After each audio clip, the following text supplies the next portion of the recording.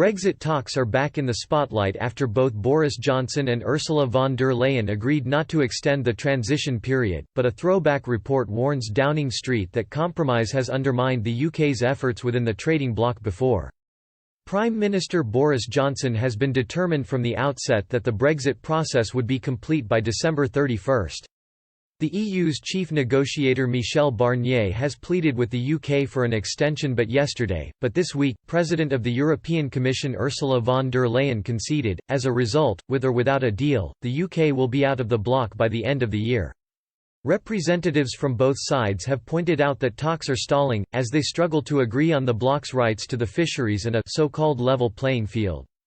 The BBC's Europe editor Katja Adler explained earlier this month that without compromise, on both sides, there will be no trade deal come the end of the year. However, she added, but political rhetoric aside, Boris Johnson and EU leaders want a deal. It makes economic sense. This doesn't mean a deal is certain. But the UK isn't walking away from talks this month either, as it once threatened to do.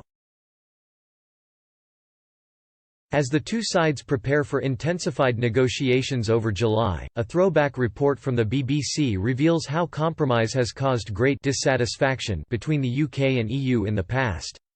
Journalist Paul Reynolds wrote a BBC article in 2005, headlined, UK's EU reign marked by compromise. He was commenting on the UK's 6-month presidency over the European Union, where former Prime Minister and keen Europhile Tony Blair took over the rotating role. Mr. Reynolds wrote, the British presidency of the EU has staggered to the end of its 6-month stint with a success on the budget, which it left late and nearly missed.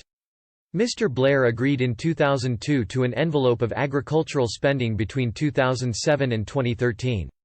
However, this ended up giving France a lock on these negotiations, leading the Prime Minister into a sticky situation as he tried to open up the spending again, in exchange for giving up part of the rebate.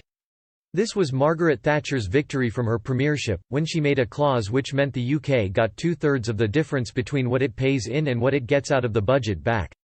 Mr. Reynolds commented, in the end, Mr. Blair got a review of EU spending before the budgetary envelope ends in 2013 and had to give up some of the increases in the rebate which will rise anyway as the overall budget goes up. It was a patched-up sort of affair with no great passion behind it.